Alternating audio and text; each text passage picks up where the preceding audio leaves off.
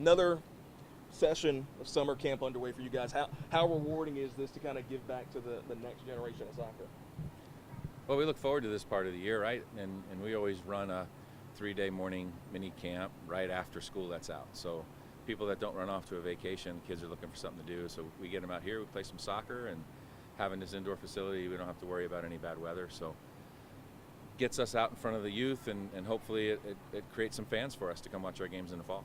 And how cool is it also, you got players here helping out along with the assistant coaches as well for you guys? Yeah, the players love coming, chance again to interact with the community and be involved in the sport. This time of year, we don't have a lot of players around. We're fortunate to have a few summits here, and Kenna and Gertie and Darby come out and help. Our second session in July, we'll have the whole team around because they're all reporting for their summer workouts June 30th. You guys made several offseason headlines, added a new assistant coach. What do you feel like he's going to bring to the table for you guys? Yeah, we're excited with bringing Scott in. Shannon made such great contribution to us over the years, and she had a great opportunity. We surely do miss her, but had an opportunity to bring in Scott Sinclair, and Scott's been a former head coach and worked at George Mason as well.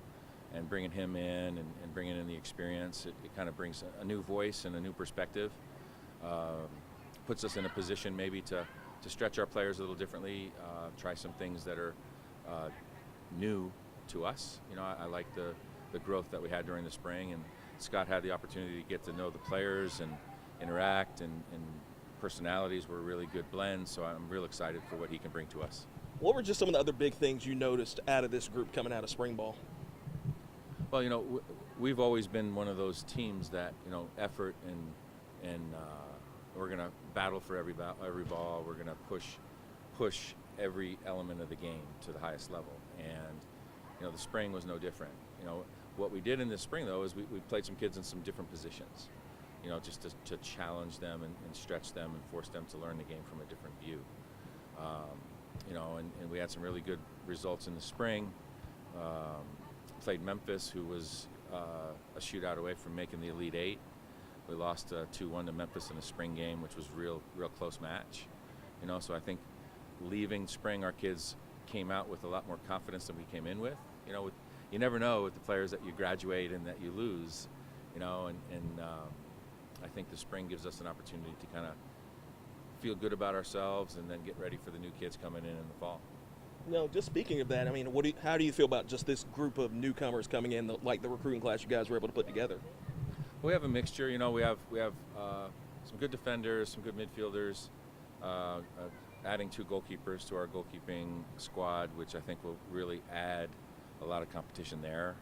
We've always had strong goalkeeping, so bringing in the 2 goalkeepers we have coming in, the competition is going to be great there.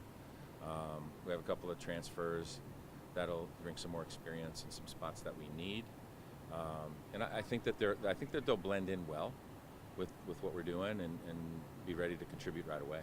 How are you feeling about the non-conference schedule? How's that kind of come about? How's that putting all that together for you guys? Yeah, well, non-conference will be the most challenging that we've ever had. It's going to be released here soon. We're waiting on one contract to come back, but I can say we open up at Arkansas again. We were their home opener last year, so we're opening up at Arkansas. We get to host Oklahoma State. Oklahoma State's coming here to Jonesboro. And then we also travel to Kansas. So we have 3 very difficult top 25 level teams on our schedule, which certainly will prepare us for conference play. And speaking of conference, going through the new look Sun Belt first time around, what were some of the big things you guys learned? You guys definitely held your own in that kind of new configuration. Yeah, it's kind of a crazy setup. We have an East and a West division, and the East and the West champions get the 1 and the 2 seed. We ended up with more overall points than the West champion in our group. So we were 1 point away from winning the league again.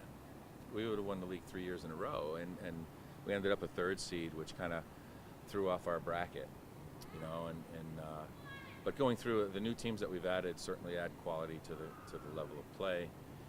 Certainly add some new places to travel to. We got to go to Old Dominion, which was a really nice trip.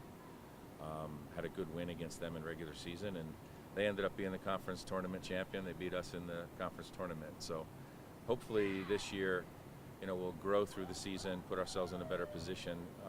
We need to have better success in the conference tournament, and I think knowing that we'll prepare our team a little bit differently.